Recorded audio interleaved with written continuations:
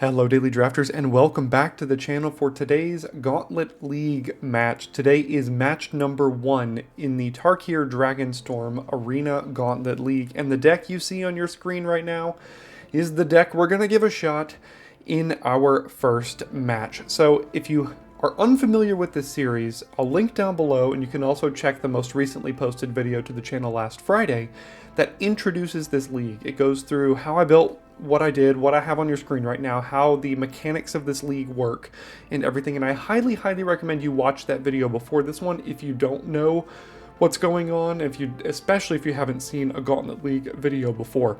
That's going to give you tons of great information. And this is the deck we're running in our first match here today. So I've got a couple graphics to show you before we hop into the match, and I'll see you there.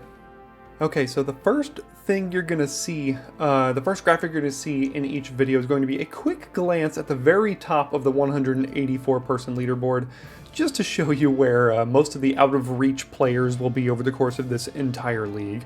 And then it'll glance over to here to where we currently stand. As you can see right now, we are tied for 153rd. There's probably 35 players who haven't played a match yet at the time of me recording this video. So that's why we're sitting all the way down here in 153rd, but hopefully that will rise as this goes on here. The next thing you see is going to actually be our ranking within the Abzan clan, and here's the top of our clan. Our clan has, I believe, 36 members. Here's the top of our clan right now, the top 11 members, and here is where we currently sit within those, let's see, 32, 3, 4, 5, 6, 37 members. We are tied for 32nd because there are 6 of us that have not played a match yet this league, and that's totally fine. You can see the players above us that are a little bit higher, but these numbers will obviously fluctuate over the course of the league as we accrue more wins and inevitably losses. So, getting into match 1 today, we are playing against Adoan4413, who has a 1-2 record so far this league, sitting in 106th place, is playing a full-on 5-color deck, and is in the Jeskai clan. So we will not be playing against any Abzan clan members throughout the entirety of this league, as that is a penalty toward our ascendancy points. So, Adoan4413, a couple more graphics here. You can see that our lifetime AGL record and win percentage are on the left. And Adoan, this is their first league, 1-2 and 33.33% win percentage, as that is these are the only matches they've played. And lifetime head-to-head wins, you'll see a couple of rivalries come up over the course of this league too. Have not played Adoan yet, so we each have 0 wins against each other. Now here is a fun graphic that you're going to see, because I want to showcase some of these players as we're getting into this league as well, and each of these matches. It's the badges screen. So you can see on the bottom what all of the badges are going to mean based on what opponents we come up against over the course of the league. I have a 1-time top 8 badge, and Adoan, as I mentioned, is a rookie. So they have the rookie badge going against us here. All of these players are real players, and they have pasts and futures in this league, and I want to showcase that a little bit. So here is a last little glimpse of the preview screen before we head into today's match against Adoan. See you there. Alright, here we are in the first match, and we do get to go first here, and yeah, I guess the hand seems pretty good. I mean, Krumar Initiate uncontested goes a long way. And we could just start doing that as early as turn 3 here and just start pumping out. Like next turn, just pump out a 2-2 and then a 3-3 and stuff. Pack Beast will come down for pretty cheap. Let's see if he's got removal. I do have access to his pool of cards down here. I figured that would be too much to show on graphics, but I'll point out notable things that I'm attempting to play around when I do here. Alright, whenever another creature you control enters, it deals damage to me. Okay, so we have aggressive negotiations here, and we put a counter on a creature, so what I'm thinking now is actually to use this while the getting is good. Get the counter, and we could actually still attack here. We don't get to use the Krumar Initiate this turn, but let's see what we've got. Alright, removal spell, a Temur Tawny back is a 4-3. Has the mana to cast all of this, it looks like. Bewildering Blizzard is a tough card to deal with, but it's really far away. Temur Tawnyback is the only creature in hand, and there's no way currently to make a card leave the graveyard with the Essence Anchor. So my instinct is to take the Tawnyback, which can come down next turn, right? Or is there no green? No, there's no green. It can't cast that except for 4 mana. So next turn he probably plays the Anchor. Dragon's Prey is kind of annoying as well against this Initiate, if that's our whole plan here. It's a tough decision. I think I'm actually going to take the Dragon's Prey because now he doesn't really have great interaction for this Initiate here, and we can just go incredibly wide with it. We can play Bearer of Glory and to make a 1/1, which is going to end up being pretty good here. Do we want to attack, though? Well, now I guess we attack for 3, play a Bearer and an Embermouth Sentinel, go get a land. I mean, if you're just going to let me attack, I guess I'll do that.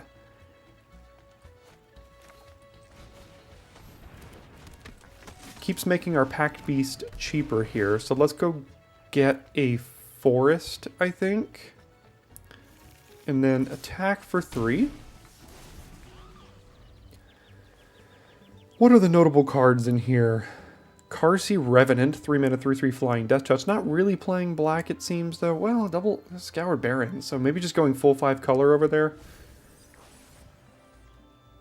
Awaken the Honored Dead. There's a lot of gold rares in his pool. There's the Scoured Barons. I don't think Tawnyback can come down. Can't cast Blizzard here. So what are the other 3 cards in hand here?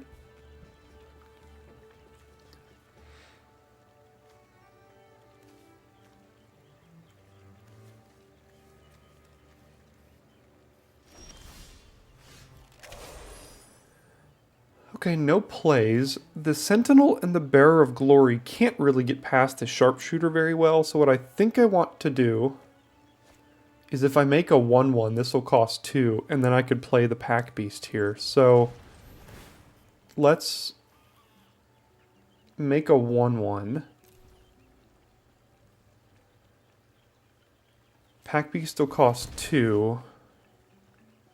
Draw a card, and maybe I'll draw a tap land or something.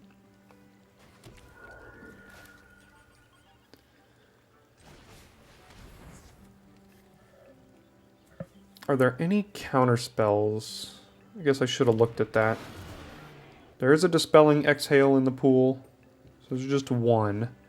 Coordinated Maneuver, I think I'll play the land, and I unfortunately don't really have good attacks here, so double Coordinated Remover with this amount of creatures, or Coordinated Maneuver, is pretty good. Just gotta watch out for this Blizzard. This Blizzard is gonna be a fog time walk against our deck here at some point. So if we Coordinated Maneuver the Sharpshooter next turn, I mean, we've got attacks for, what, 5, 6, 7, 8, 12 right now? Still don't have the mana for Blizzard. Could cast Tawnyback here. Purging Stormbrood. Okay. When it enters, remove all counters from that creature. That's fine. So how much, what's the ward? Is it 2? Pay 2 life. Oh, that's fine.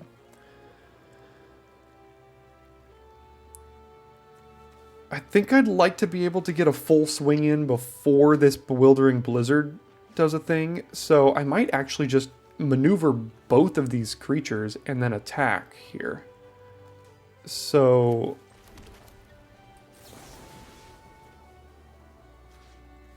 go ahead and do this, pay 2 life, and then if I maneuver this, I attack for 6, 7, 11 down to 4.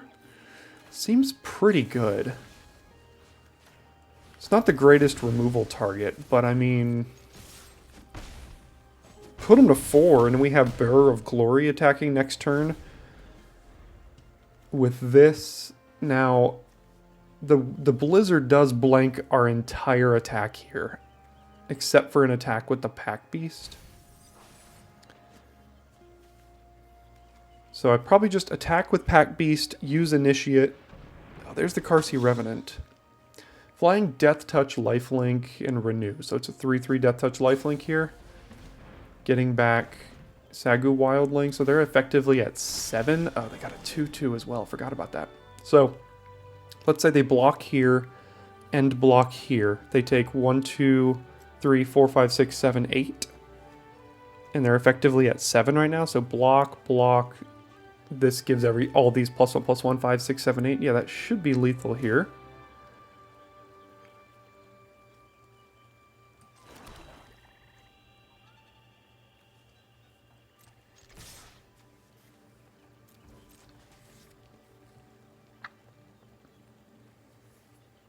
Okay. Looks like we punished the suspect mana base, but we take those. I do love these lands. I should probably switch to these lands for this tournament, right? I mean, it's just perfectly fitting.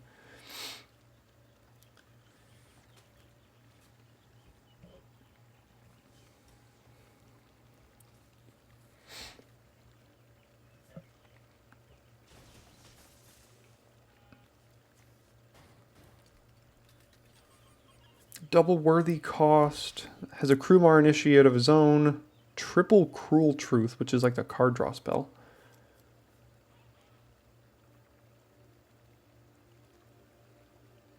And as you saw in the opening, does have a, what's it called? Does have 2 losses already, so has had 2 comeback packs to bolster the pool, as they say. Alright, so got the win there. It's probably too early to be considering a ton of sideboard cards. We do have Heritage Reclamation. Am I seeing any super problematic artifacts? There's a Herd Heirloom, which is kind of annoying. Champion of Doosan.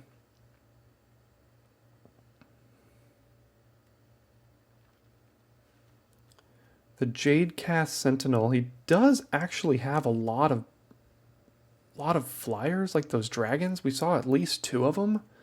That could be not bad, but our deck is a little bit more assertive. Sarkhan's Resolve, we did see the flyers. I could probably bring that in.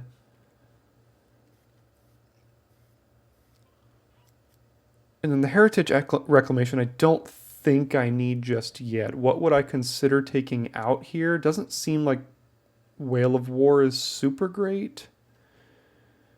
Leopard seems pretty good. I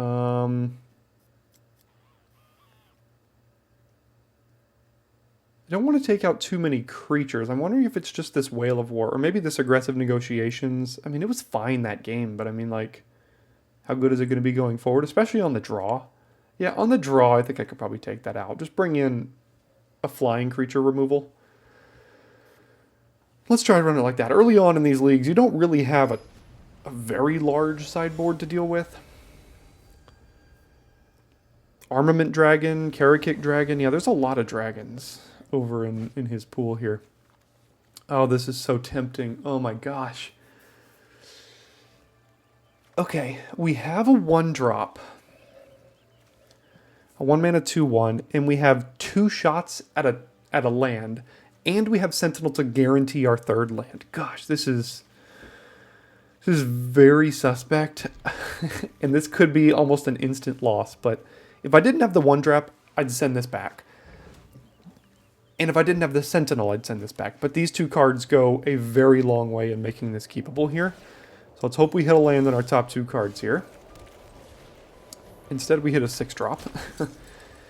He's got 1, 2, 3, 4, 5, 6, 7, 8, 9 dual lands in his pool. Must be nice. Yeah, alright. Didn't quite get it. Okay. Still not out of this yet.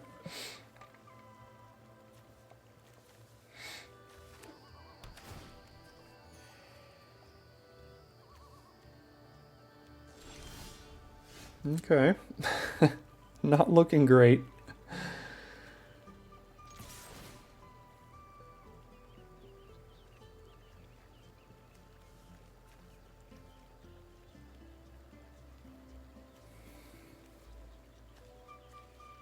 probably discard the 100 Battle Veteran, because I could just cast that from my graveyard, I think. Okay, what have we drawn now? Three cards? Yeah, 3 cards here, so... Like I said, very suspect keep. Probably wrong. But had I hit a second land, I mean, it would have been totally fine. Probably would have won this game very easily, considering he hasn't played much. Roiling Dragons. Like I said, yeah, second land, this game would be over. But 'tis Magic the Gathering, and mulligans are a part of the game, or lack thereof. Alright, give me a land. See? Never didn't have it. I could endure, but I think I need Embermouth Sentinel. pretty desperately here. Really hope he doesn't have the counter spell now. That would be pretty darn bad for me. Does he have the, what is it, the Exhale? Looks like it doesn't, so I guess now we get the Forest. Host to the Hereafter. Next turn we have the Delkovan Pack Beast, but man, we're about 3 turns too late on that. See if it's going to be worth playing here or not. Because that just blanks my creatures, darn. Alright, yeah, I'm going to play the Pack Beast, and next turn this technically does have... Oh, I could have attacked first and then threatened to trade, but I would not have want to use the Endure to pump it by 1. Now, he has 6 mana, and I was going to say, yeah, I don't have attacks anymore, it seems. How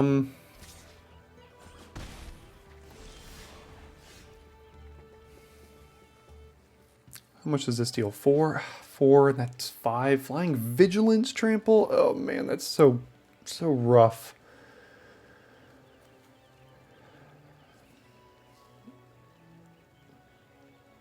So what's my out here? I mean, my out is attack all, and then he eats the Pack Beast, takes like 6 damage or something, and then I just have to try to push damage here.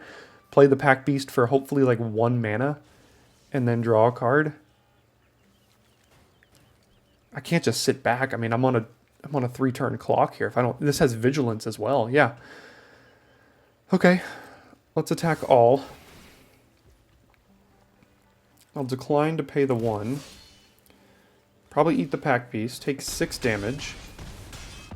Cast this Pack Beast for 1, I think.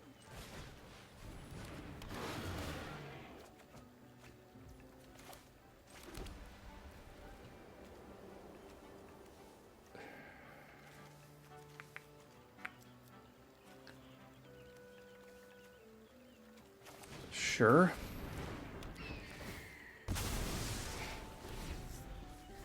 Okay. Yeah, this is going to be tough to get through. We need to basically top deck our sideboard card here. What is that? A 3/6 lifelink. Search your library for 3 cards, put them into the graveyard. Okay.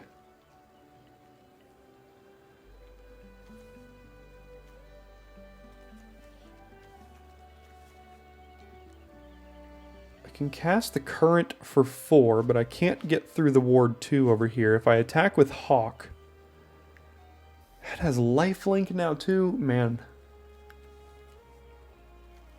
Yeah, I don't know if I can beat this.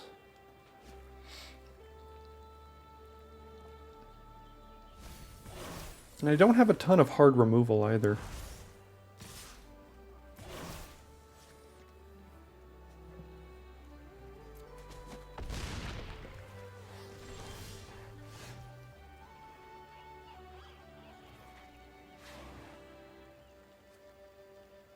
Playing a 4-mana 4/4 doesn't do much. Playing a 4-mana 3/4. I could double spell with this next turn, hopefully, and then I could like tap down this. I don't even know. Yeah, whenever you double spell, tap a creature. So something I could do is cast this for 4, that for 2, next turn, kill something and tap something.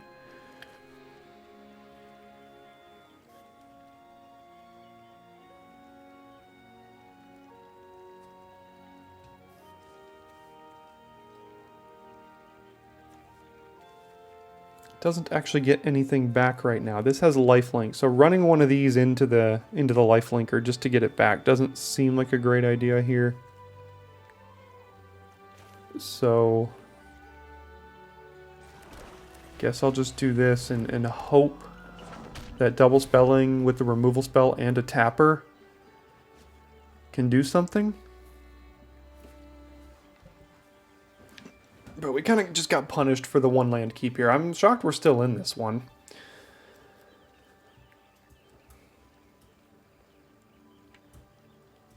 There's also an all-out assault over there, which is like the double combat card. Cost 5 mana with red and white. There is red, so could potentially have that. What does this give? Plus 2 counters and a reach counter. Not lethal this turn. That's fine. I need to draw a land here, but gosh, this current still can't kill anything.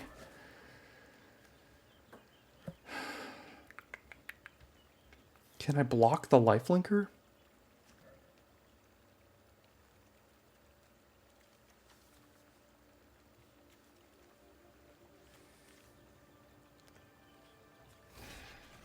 I mean, I'd block it here. Is there some sort of combat trick you could have? I mean, what is it? 3 Alesha's Legacy, so Death Touch and Indestructible. There's 3 of those in the pool. So, yeah, that's pretty bad for me. Probably means I can't block this if this is my entire game plan of winning, so I go to what? Go to 3? They go to 13. 5, 6, 7, 8, 9, 10, 11, 12, 13. That is Xaxes, but this thing has Ward. I might also be dead to some sort of combat trick, too. Yeah, there's combat trick to kill me. Okay, well, yeah, I got punished for the keep. But had I drawn the second land within the first 2 turns, that would have been a very easy win. Is there anything else I could do against these big flyers here?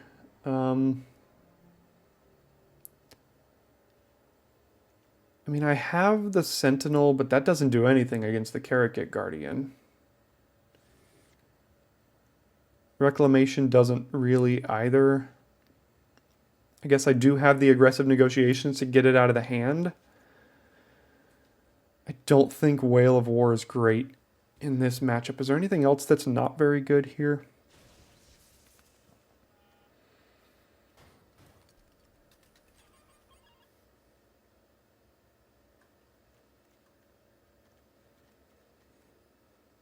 Everything else seems fine. I mean, we've got some pretty darn good draws we can draw into.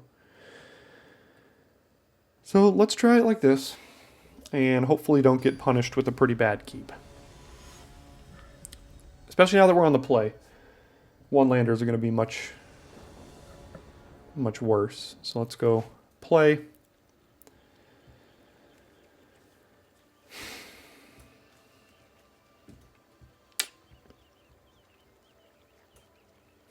This hand doesn't do anything. I mean, I can't cast anything except an Edict effect. And a protection spell. I have a 3 and 2 4-drops, one I can't even cast. I think I gotta... This is why I hate mulliganing. I mean... You send it back for this crap? What am I supposed to do? Go to 5?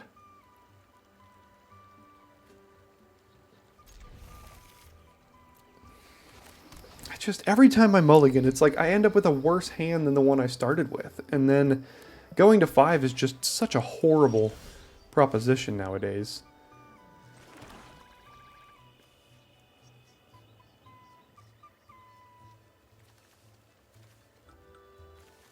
Vigilance or a 2/2 doesn't really matter.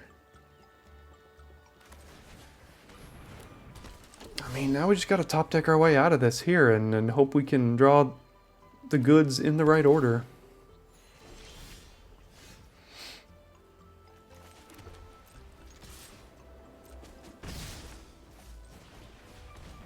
We at least have a removal spell here, but it's gonna have to be used offensively more than likely. Unless we just completely stall out, draw a few lands in a row, and he just starts dropping 5/5 dragons or whatever. Yeah, that was rough. I think we got a pretty good matchup here. It's just that second game was just a throwaway. I don't really want to use this on a 2/2. Ooh, what does that do?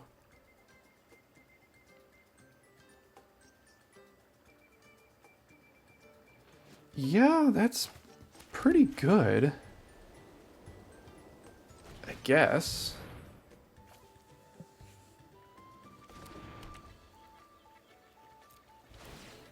We get counters. We need more creatures now. This is only good for as long as we have creatures, but, I mean...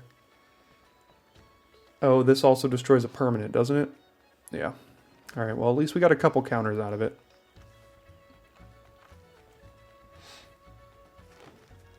Oh, he doesn't even have black, though, so we can't cast that. Oh, and what's that? So next turn, this is probably coming down and killing this thing. But these will be 4/4s by that time, so that seems okay. Also pretty good. Any interaction for 1 mana. There is a Humbling Elder in the pool, which gives a creature -1 or -2/-0, which is okay. Ringing Strike Mastery, Wingspan, Stride. Yeah, so Humbling Elder is the only interaction he has up here. So let's attack with these two. Play the Pack Beast here. All right, we're doing some things now. We've drawn well.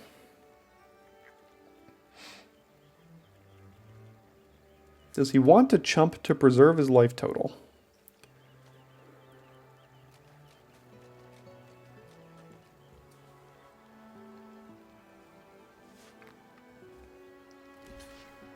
Looks like he does. Okay.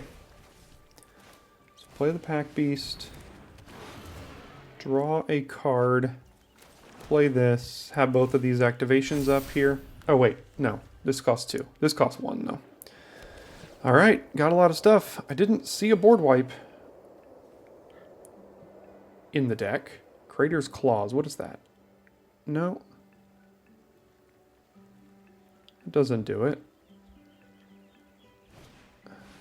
There's the Awaken the Honored Dead. That's fine. Let's see what you go after. It's probably got to be a creature, right? No? Okay. You're just going to take, what, 13 next turn?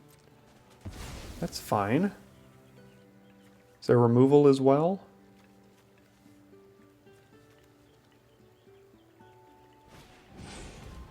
Alright, so take 13 next turn, and then I play a 4/2 and have removal spell up.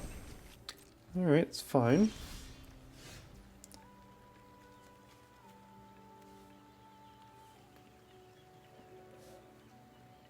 Can't have lethal, right? So 8 plus 5 is 13. Play this, sack it to that. That's 14.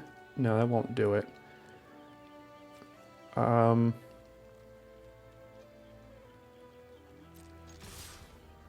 Okay, I'll play the biggest powered creature I have, I suppose. Really hoping to not see, you know, like the 3/6 lifelinker or... I mean, I can deal with most of the rest of the stuff here. The Lotus Light Dancers is probably the worst thing. Alright, Dragon's Prey. Oh, well, there we go. Alright. Oof, that was a close match due to our sketchy keep in the second game. But we start off the series with a victory. GG's, Adoan. Good to see you. Alright, and with that win, we move from 153rd place, or a tie for 153, all the way up to a tie for 94th place. Just one match so far here in the league, and we moved up to the other 1-0s. We're at near the bottom of them based on tiebreaker. Our opponent has a 33% opponent match win percentage, and you know, we're sitting down here at the bottom of them, but it's early enough. Opponent match win percentage will fluctuate over the course of this league quite a bit, and within the Abzan clan of the 37 members of us, we've jumped up to 20th, tied for 20th here. as well. Cannot see our name at the top of the leaderboard yet. We're shooting for top 8 in Abzan in case we win the Clan Ascendancy Challenge and get to have ourselves a mega draft at the end, of which the top 8 get to participate. So that is where this video will conclude for today. Got a win in our first match. Let's see if we can keep the momentum going. Thanks for tuning in today, and I'll see you tomorrow for our next AGL match.